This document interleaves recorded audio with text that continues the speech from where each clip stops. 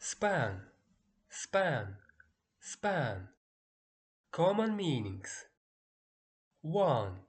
Length or distance, the measurement from one end to the other. Example. The wingspan of an eagle can be over 2 meters. 2.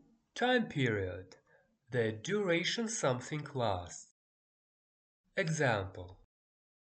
The movie spans 2 hours.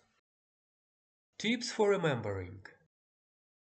Think of span as something that stretches or covers a distance, whether it's physical like a bridge or abstract like time.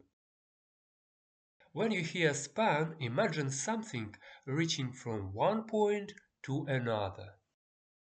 That's all for now. I hope this helps you understand the word span better. If you like this video, please subscribe for more learning adventures. Thank you. Bye.